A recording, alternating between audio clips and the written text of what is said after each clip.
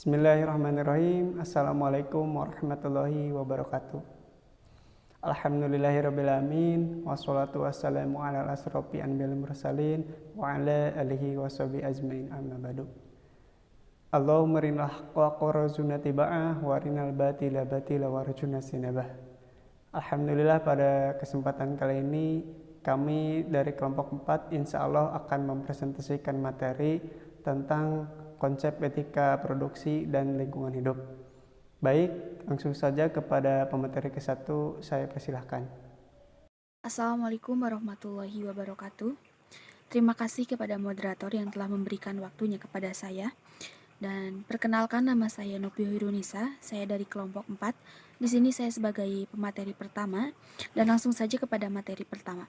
Nah, jadi di sini ada yang dinamakan dengan etika produksi.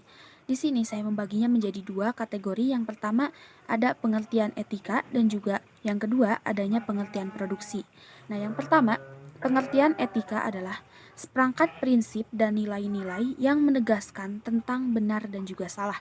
Yang selanjutnya adanya pengertian produksi, yaitu produksi adalah suatu kegiatan menambah nilai guna dengan menggunakan sumber daya yang ada. Nah, yang selanjutnya, etika produksi adalah seperangkat prinsip-prinsip dan nilai-nilai yang menegaskan tentang benar dan salahnya hal-hal yang dilakukan dalam proses produksi atau proses penambahan nilai guna barang. Nah, yang selanjutnya di sini ada yang dinamakan dengan tujuan produksi. Nah, antara lain yang pertama, memperbanyak jumlah barang dan juga jasa. Yang kedua, menghasilkan barang dan jasa yang berkualitas tinggi. Yang ketiga, memenuhi kebutuhan sesuai dengan peradaban. Yang keempat, mengganti barang-barang yang rusak ataupun habis. Yang kelima, memenuhi pasar dalam negeri untuk perusahaan dan juga rumah tangga. Yang selanjutnya, ada memenuhi pasar internasional. Nah, di sini ada yang dinamakan dengan pentingnya etika produksi. Nah, jadi dalam sebuah proses produksi, sebuah produsen pada hakikatnya tentu akan selalu berusaha untuk menekankan biaya produksi dan berusaha untuk mendapatkan laba yang sebanyak-banyaknya. Dalam upaya produsen untuk memperoleh keuntungan, pasti mereka akan melakukan banyak hal untuk memperolehnya. Termasuk mereka bisa melakukan hal-hal yang mengancam keselamatan konsumen. Padahal konsumen dan produsen bekerja sama. Tanpa konsumen, produsen tidak akan berdaya. Seharusnya lah produsen memberi perhatian dan menjaga konsumen sebagai tanda terima kasih telah membeli barang atau menggunakan jasa yang mereka tawarkan. Nah, mungkin hanya itu yang dapat saya sampaikan. Terima kasih atas waktunya. Kembali lagi kepada moderator. Baik, terima kasih kepada moderator yang telah memberikan kesempatan untuk saya menjelaskan materi yang selanjutnya. Materi yang selanjutnya yaitu pandangan kontrak kewajiban produsen terhadap konsumen. Hubungan antara perusahaan dengan konsumen pada dasarnya merupakan hubungan kontraktual, dan kewajiban moral perusahaan pada konsumen adalah seperti yang diberikan dalam hubungan kontraktual. Jadi, perusahaan berkewajiban untuk memberikan produk sesuai dengan karakteristik yang dimaksud dan konsumen memiliki hak korelatif untuk memperoleh produk dengan karakteristik yang dimaksud, yaitu pertama, kewajiban untuk mematuhi, kewajiban untuk memberikan suatu produk dengan karakteristik persis yang dinyatakan oleh perusahaan yang mendorong konsumen untuk membuat kontrak dengan sukarela dan disetujui untuk dibelinya. Jadi, pihak penjual berkewajiban memenuhi klaim yang dibuatnya tentang produk yang dijual. Tidak seperti Weintraub Laboratories memasarkan produk penghilang rasa sakit yang oleh perusahaannya diklaim sebagai obat non-adiktif atau tidak menyebabkan ketergantungan. Selanjutnya, seorang pasien yang menggunakan produk tersebut mengalami ketergantungan dan akhirnya meninggal karena overdosis yang disebabkan dari mengkonsumsi obat tersebut. Baik, yang selanjutnya yaitu kewajiban untuk mengungkapkan. Penjual yang akan membuat perjanjian dengan konsumen diharapkan untuk mengungkapkan dengan tepat apa yang akan dibeli konsumen dan apa saja syarat penjualannya. Ini berarti bahwa penjual berkewajiban memberikan semua fakta pada konsumen tentang produk tersebut yang dianggap berpengaruh kepada keputusan konsumen untuk membelinya. Contoh, jika pada sebuah produk yang dibeli konsumen terdapat cacat yang berbahaya atau beresiko terhadap kesehatan dan keamanan konsumen, maka itu harus diberitahu. Baik, yang selanjutnya yaitu kewajiban untuk tidak memberikan gambaran yang salah. Penjual harus menggambarkan produk yang ia tawarkan dengan baik dan benar. Ia harus membangun pemahaman yang sama tentang barang yang ia tawarkan di pikiran konsumen sebagaimana barang tersebut adanya. Jangan sampai terjadi misrepresentasi bersifat koersif, yaitu seseorang yang dengan sengaja memberikan penjelasan yang salah pada orang lain agar orang tersebut melakukan sesuatu seperti yang diinginkannya, bukan seperti yang diinginkan orang itu sendiri apabila dia mengetahui yang sebenarnya. Contohnya, pembuat perangkat lunak atau perangkat keras komputer memasukkan produk yang mengandung bug atau cacat tanpa memberitahu fakta tersebut kepada konsumen yang akan membeli produk tersebut. Baik, yang terakhir ada kewajiban untuk tidak memaksa. Penjual berkewajiban untuk tidak memanfaatkan keadaan emosional yang mungkin mendorong pembeli untuk bertindak secara irasional dan bertentangan dengan kepentingannya. Tidak memanfaatkan ketidaktahuan, ketidakdewasaan, kebodohan, atau faktor lain yang mengurangi atau menghapuskan kemauan pembeli untuk menetapkan pilihan secara bebas. Nah, baik, mungkin itu materi yang saya sampaikan. Untuk materi selanjutnya, saya serahkan kembali kepada moderator. Terima kasih. Saya ucapkan terima kasih pada moderator yang sudah memberikan waktunya kepada saya. Langsung saja saya akan melanjutkan materi yang selanjutnya, yaitu terdapat 3 hal penting yang harus dimiliki oleh perusahaan dalam berbisnis. 1. Transparansi. 2. Kejujuran. Dan yang ketiga, kerendahan hati. Dimensi polusi dan penyusutan sumber daya. Ancaman lingkungan terdiri dari 2 sumber, yaitu polusi dan penyusutan sumber daya. Polusi mengacu pada kontaminasi yang tidak diinginkan terhadap lingkungan oleh pembuatan atau penggunaan komoditas. Polusi. Pada saat ini polusi terhadap lingkungan berlangsung di mana-mana dengan laju yang sangat cepat. Beban polusi dalam lingkungan sudah semakin berat dengan masuknya limbah industri dari berbagai bahan kimia, termasuk logam berat. Polusi dapat dikategorikan menjadi polusi udara, polusi air, dan polusi tanah. Polusi udara. 1. Pemanasan global. Gas-gas rumah kaca adalah gas-gas yang menyerap dan menahan panas matahari, mencegahnya kembali ke ruang angkasa.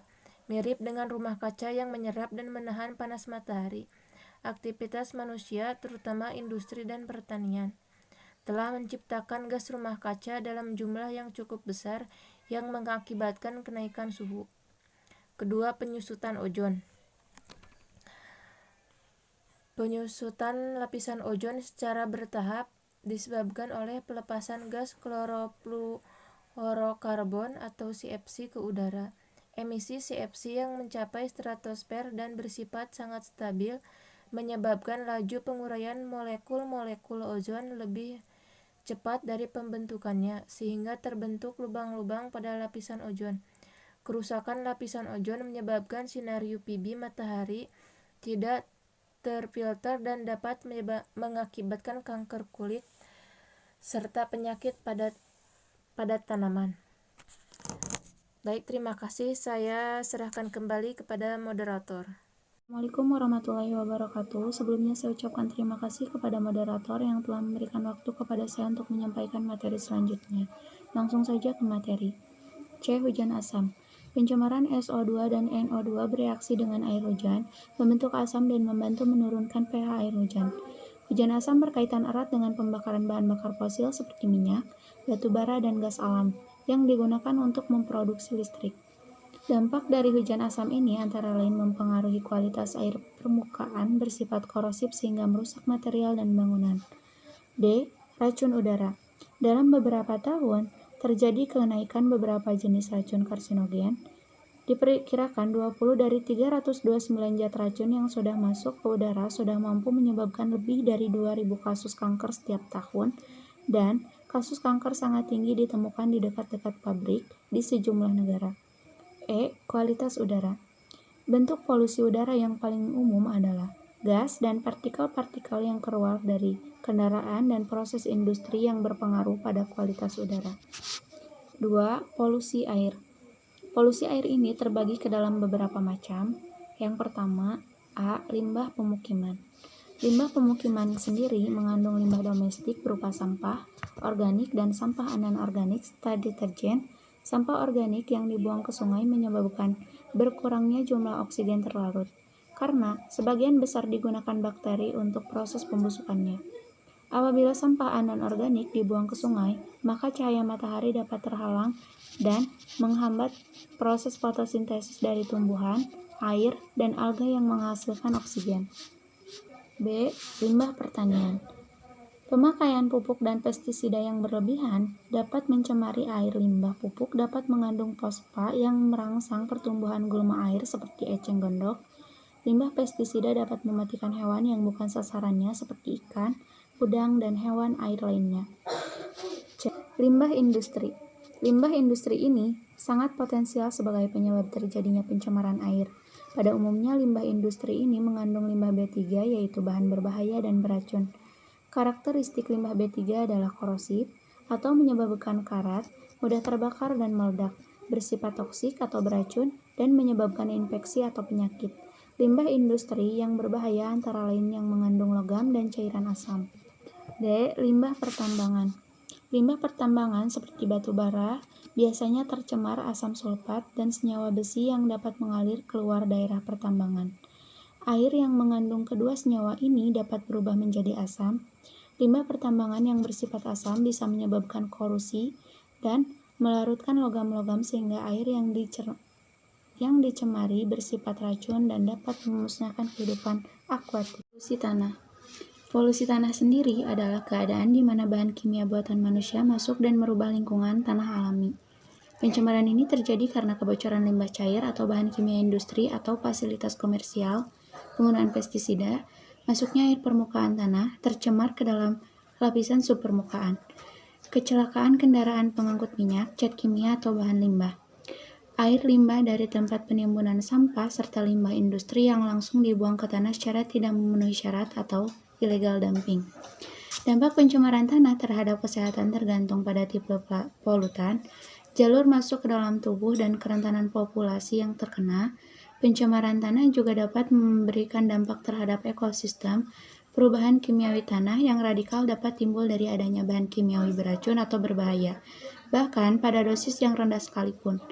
Perubahan ini dapat menyebabkan perubahan metabolisme dari mikroorganisme endemik dan antropoda yang hidup di lingkungan tanah tersebut. Dampak pada pertanian, terutama perubahan metabolisme tanaman, yang pada akhirnya dapat menyebabkan penurunan hasil pertanian. Mungkin hanya itu yang dapat saya sampaikan. Terima kasih untuk waktunya. Saya kembalikan kembali kepada moderator. Sebelumnya saya ucapkan terima kasih kepada moderator yang telah memberikan waktunya. Di sini saya akan melanjutkan materi yang selanjutnya, yaitu tentang penyusutan sumber daya. Dalam penyusutan sumber daya ini terbagi beberapa bagian. Yang pertama yaitu ada penyusutan spesies dan habitat.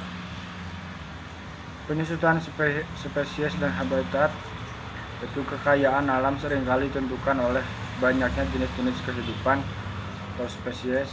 Pencemaran udara, pencemaran air dan tanah dapat menyebabkan perubahan metabolisme dari mikroorganisme endemik dan arthropoda yang hidup di lingkungan tersebut.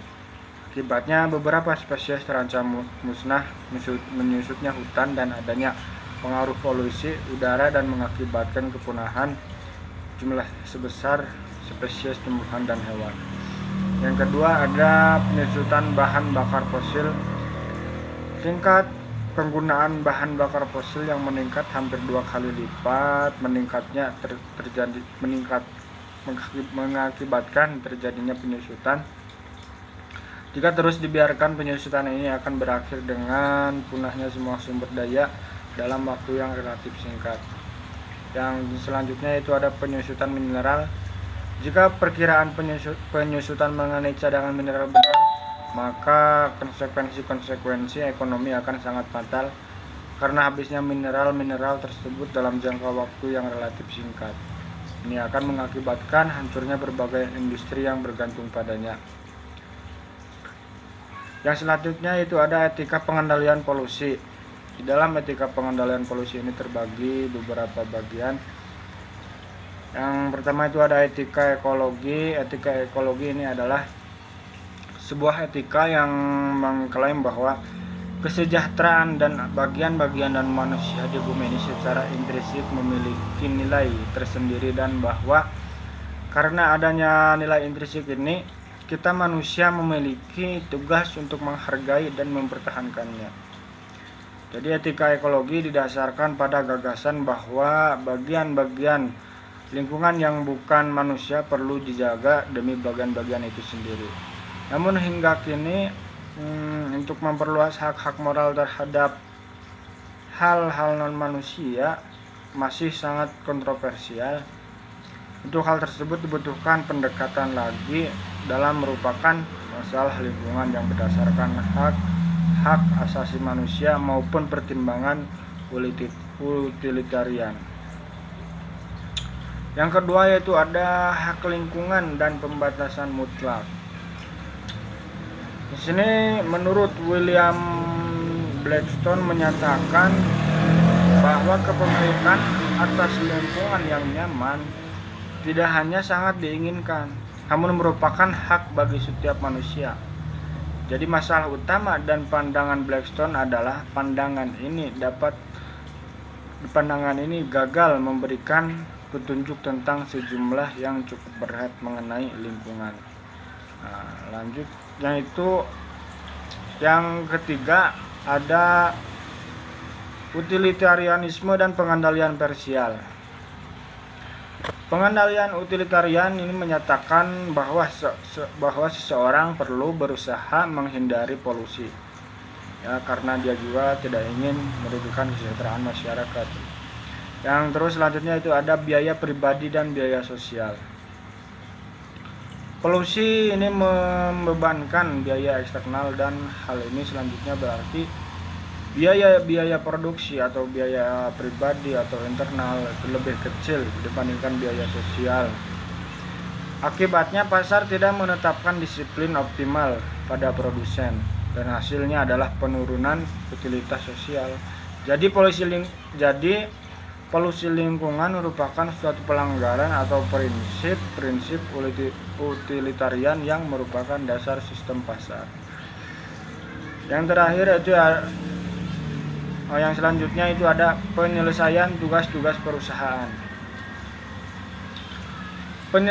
Penyelesaian untuk masalah biaya-biaya eksternal menurut argumen utilitarian yang disebutkan sebelumnya adalah dengan memasukkan biaya polusi atau pencemaran ke dalam perhitungan, atau dengan kata lain biaya-biaya ini ditanggung oleh produsen dan diperhitungkan untuk menentukan harga komoditas mereka. Dan mungkin hanya itu yang bisa dapat saya sampaikan, nanti dilanjut oleh rekan saya. Terima kasih, saya kembalikan kepada moderator. Bismillahirrahmanirrahim. Assalamualaikum warahmatullahi wabarakatuh. Perkenalkan, nama saya Asep. Saya di sini akan melanjutkan materi yang tadi dibacakan oleh teman saya yang membahas tentang etika pengendalian polusi. Dan yang selanjutnya kejadian. Cara utilitarian menangani polusi dengan menginternalisasikan biaya tanpa konsisten dengan persyaratan keadilan distributif sejauh keadilan distributif tersebut mendukung kesamaan hak. Para pengamat mencatat bahwa polusi sering berpengaruh terhadap meningkatnya ketidakadilan. Internalisasi biaya eksternal juga terlihat konsisten dengan persyaratan keadilan distributif dan kompensatif. Yang selanjutnya biaya dan keuntungan. Thomas Klein memberikan ringkasan prosedur analisis biaya keuntungan dengan mengidentifikasi biaya dan keuntungan, mengevaluasi biaya dan keuntungan, dan menambahkan biaya dan keuntungan. Yang selanjutnya hak ekologi sosial, ekofeminisme, dan kewajiban untuk memelihara. Ekologi sosial menyatakan bahwa apabila pola-pola hierarki dan dominasi sosial belum berubah, maka kita tidak akan bisa menghadapi krisis lingkungan. Ekofeminisme digambarkan dengan adanya beberapa hubungan penting, yaitu historis, eksperensial, simbolis, dan teoritis, antara dominasi atas kaum perempuan dan dominasi atas alam. Sebuah pemahaman yang sangat penting baik bagi etika feminisme ataupun etika lingkungan.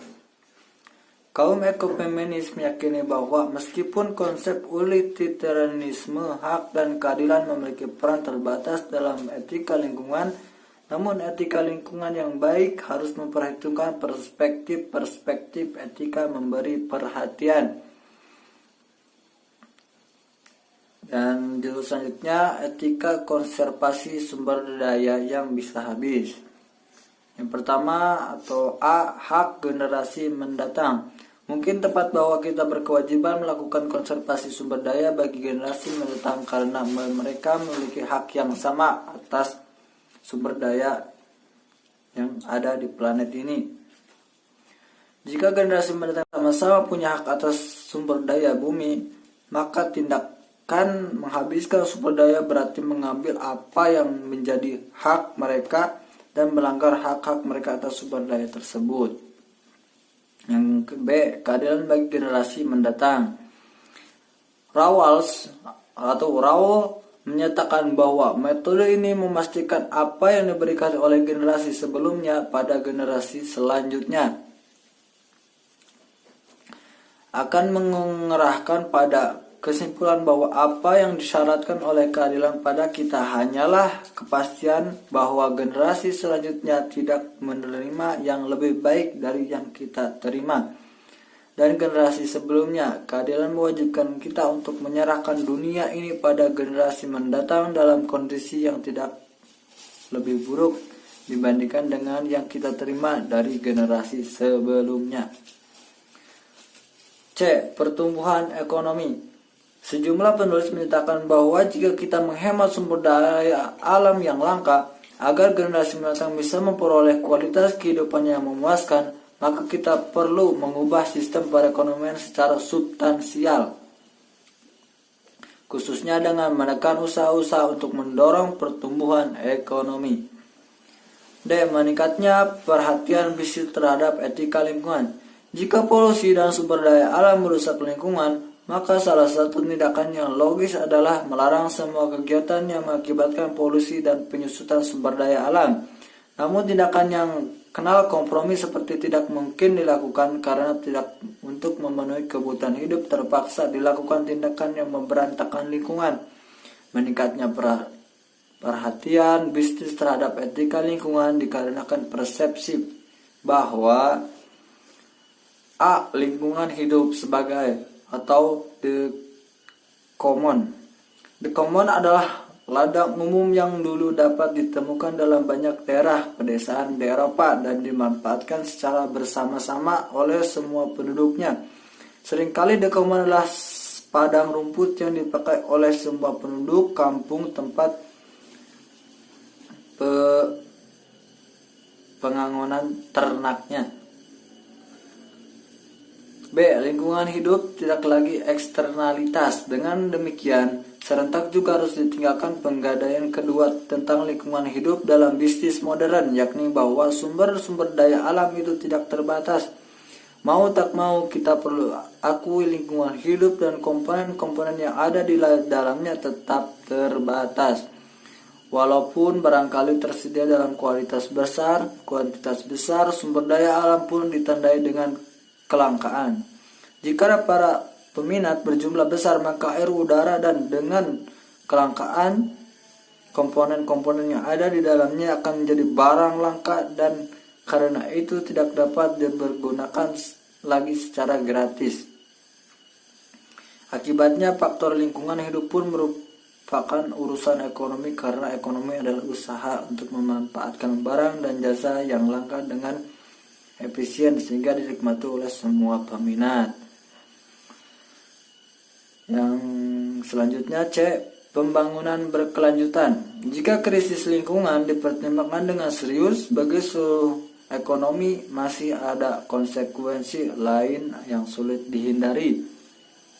Ekonomi selalu menekankan perlunya pertumbuhan. Ekonomi yang sehat dan ekonomi yang tumbuh selanjutnya semakin disadari bahwa penghabisan sumber daya alam barangkali masih dapat diimbangi dengan ditemukannya teknologi baru. Karena itu, penghabisan sumber daya alam tidak merupakan masalah hidup atau mati. Masalah yang lebih mendesak adalah kerusakan lingkungan yang hidup dan memprihatinkan, yang secara mutlak harus dibatasi adalah tekanan yang semakin besar pada sistem-sistem ekologis karena efek-efek negatif dari kegiatan manusia, kapasitas alam, dan menampung tekanan dari polusi udara dan air, degradasi tanah, dan sebagainya tidak diimbangi dengan teknologi baru. Alhamdulillah, pembacaan materi sudah selesai dan saya kembalikan lagi kepada pembawa acara. Silakan. Terima kasih. Assalamualaikum warahmatullahi wabarakatuh. Baik, terima kasih kepada rekan-rekan yang telah menyampaikan materinya dengan baik. Dan adapun untuk kesimpulan dari materi kelompok 4, yaitu etika produksi adalah peraturan yang tidak tertulis sebagai landasan norma dan perilaku yang harus dipatuhi oleh seluruh lapisan dalam perusahaan. Dengan menjalankan etika bisnis yang baik, sebuah perusahaan bisa mendapat nilai dan kepercayaan lebih dari masyarakat, negara, dan bahkan kompetitornya. Adapun untuk etika lingkungan hidup merupakan petunjuk atau arahan perilaku praktis manusia dalam mengusahakan terwujudnya moral dan upaya untuk mengendalikan alam agar tetap berada pada batas kelestarian. Etika lingkungan hidup juga berbicara mengenai relasi di antara semua kehidupan alam semesta, yaitu antara manusia dengan manusia yang mempunyai dampak pada alam dan antara manusia dengan makhluk lain atau dengan alam secara keseluruhan. Baik, mungkin itu saja yang dapat kelompok kami sampaikan. Untuk segala kekurangannya, saya mohon maaf sebesar-besarnya dan semoga dapat dimaklumi apa adanya. Sekian, Assalamualaikum warahmatullahi wabarakatuh.